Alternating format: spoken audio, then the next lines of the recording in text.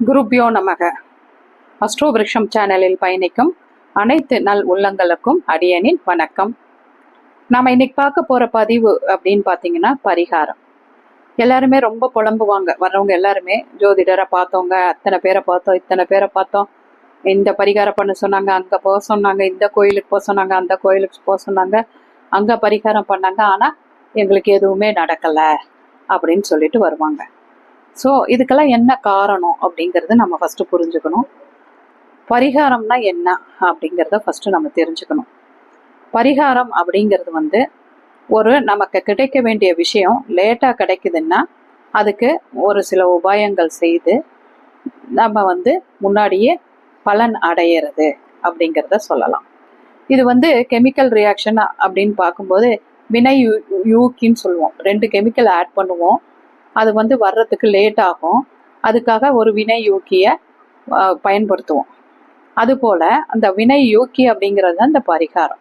அப்போ அந்த வினையை சீக்கிரமாக செயல்பட வைக்கிறதுக்கு செய்ய வேண்டியது பரிகாரம் அப்படின்னு சொல்கிறோம்.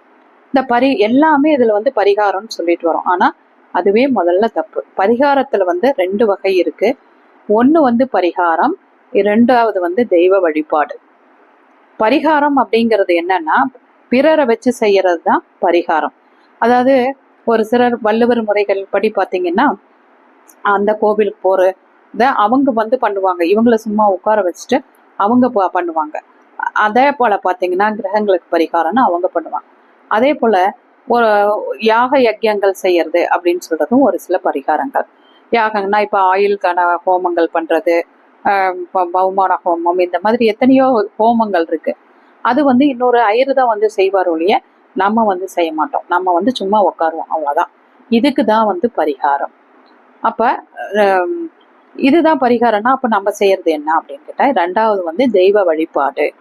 அப்போ தெய்வ வழிபாடு அப்படிங்கும்போது என்ன அப்படிங்கும்போது ஒரு சிலர் இப்போ கோவிலுக்கு போகிறது, கோவிலில் பூஜை செய்யறதுக்கு கொடுக்கறது, தெய்வ ஆராதனைகளுக்கு கொடுக்கறது. இப்போ திருவிடை மருதூர் போகிறோம், அங்கே அந்த பிள்ளைங்களையே உட்கார வச்சு பண்ணுவாங்க பாருங்க, அதுதான் பரிகாரம். அடுத்தது பார்த்தீங்கன்னா வழிபாடு தான் இதெல்லாமே.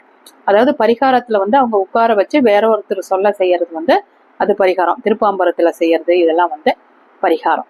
ஆனால் வழிபாடுகள் அப்படின்னு சொல்றது நம்ம வீட்டில் பூஜை பண்ணுறோம், இத்தனை வாரம் விளக்கேற்றுங்கன்னு சொல்கிறோம். கோவில்களில் போய் இத்தனை வாரம் விளக்கேற்றுங்க, ஒரு இதுக்கு கொடுங்க, பூஜைக்கு கொடுங்க, அபிஷேகத்துக்கு கொடுங்க, பர்டிகுலர் பொருளை வச்சு கொடுங்க, இந்த தீபங்கள் ஏற்றுங்க, இத்தனை தீபங்கள் ஏற்றுங்க, இந்த நைவேத்தியங்கள் அந்த விளக்குக்கு சமர்ப்பணம் பண்ணுங்க அப்படின்னு சொல்றது வழிபாடு. ஸோ மக்கள் இது 2யுமே வித்தியாசம் புரிஞ்சுக்கணும். இந்த வழிபாடுகள் அப்படிங்கிறது தான் நிறைய பேர் கொடுக்கறது. பரிகாரங்கள் மிக குறைவு தான். அதுக்குமே பரிகாரம் தான் பேர் ஆயிடுச்சு இப்போ இருக்கிற காலகட்டத்தில். இது யாருக்கு பலிக்குது யாருக்கு பலிக்காது அப்படிங்கிறத பார்க்கணும். அதாவது பரிகாரம் அப்படின்னா 10ஆம் இடத்தோடு சனி சம்பந்தப்பட்டா அவங்களுக்கு அது பலிக்கிறது இல்லை. கண்டிப்பா அவங்க இந்த ஜென்மத்துல என்ன கர்மாவை கொண்டு வந்திருக்கோமோ அவங்க அனுபவிச்ச பிறகுதான் அந்த விஷயம் அவங்களுக்கு கிடைக்கும். 2வது ஜாதக ரீதியா சொல்லணும்னா 5ஆம் அதிபதி 9ஆம் அதிபதி எடுக்கணும். 5ஆம் அதிபதி 9ஆம் அதிபதி நம்ம கெட்டு போயிருந்தாலும் 5ஆம் இடம் 9ஆம் இடம் பாதிப்புக்கு உள்ளாகி இருந்தாலும் அந்த பரிகாரங்கள் பழிக்கிறதுக்கு லேட் ஆகுது அப்படிங்கிறது சொல்லலாம். என்ன கெட்டு போதல் அப்படின்னா என்னன்னு பார்த்தீங்கன்னா அந்த இடத்துல லக்ன பாவர்கள் அமர்வது, இயற்கை பாவர்கள் அமர்வது, இயற்கை பாவர்களால் பார்க்கப்படுறது, அந்த அதிபதி இயற்கை பாவர்கள் கூட போய் உட்கார்றது, திதிசூன்யத்தில் உட்கார்றது, முடக்கில் உட்கார்றது, இதெல்லாம் கெட்டு போகிறது அப்படின்னு சொல்கிறோம். அப்படி இருக்கிற பட்சத்தில் அவங்க என்ன பண்ணணும் அப்படின்னா அதுக்கான ஒரு பரிகாரத்தை பண்ணிட்டு தான் மற்றது இந்த கிரகங்களுக்கான பரிகாரத்தை நம்ம மேற்கொள்ளணும். அதை அவங்களுடைய ஒரு ப்ராப்பரான ஒரு ஜோதிடரை அணுகி தான் அது செய்யணும் அப்படிங்கிறது ஒரு நிலைப்பாடு. ஸோ அப்போ என்னதான் பண்ணாலும் 10ஆம் இடத்தோட சனி தொடர்பில் கொடுது, அப்போ எங்களுக்கு எதுவுமே கிடைக்காதா அப்படிங்கிற ஒரு நிலைப்பாடு அவங்களுக்கு ஒரு கேள்விகள் வரும். அப்போ அது அப்படி அல்ல கணக்கு. அது இருக்குன்னா கிடைக்கிறது உங்களுக்கு எப்போ விதிக்கப்பட்டிருக்கிற டைம் இருக்கோ உங்கள் கர்மா முடிஞ்சுன்னா ஆட்டோமேட்டிக்காக கிடச்சிரும். அதுக்கு லேட்டாக கிடைச்சாலும் லேட்டஸ்டாக கிடைச்சிரும். ஏன்னா சனி கொடுத்தால் எவர் கெடுப்பார் அப்படிங்கிற நிலைப்பாட்டின்படி மிக ஒரு நல்ல ஒரு தூய்மையான ஒரு பந்தத்தையும் இதுவையும் அந்த இடத்துல கொடுத்துரும். அதனால ஐயோ கவலைப்பட வேண்டாம், நீங்க இப்படி பரிகாரம் பழிக்காதேங்கிறதெல்லாம் கவலைப்பட வேண்டாம். அந்த பீரியட் முடிஞ்ச உடனே ஆட்டோமேட்டிக்காக நமக்கு கிடைக்கிறது வந்து கண்டிப்பாக கிடைச்சிரும். எனக்கு இப்போ இது வாழ்நாளில் அனுபவித்த உண்மை, என்னுடைய நெருங்கிய ஒருத்தரோடது அப்படிதான் ஆச்சு. அதே போல் ஒரு 10-20 ஜாதகங்களில் இதை அனலைஸ் பண்ணிட்டு தான் இந்த பதிவையே நான் கொடுக்குறேன்.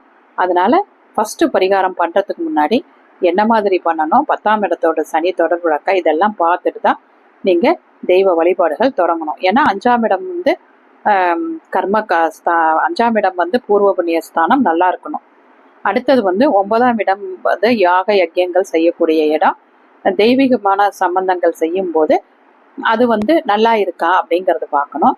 ஜென்ரலாக பார்க்கறது அப்படிங்கிறது தனுசுவோட வீடு பார்க்கணும். தனுசுவோட வீடு கெட்டு போகக்கூடாது அப்படின்னு சொல்லுவோம்.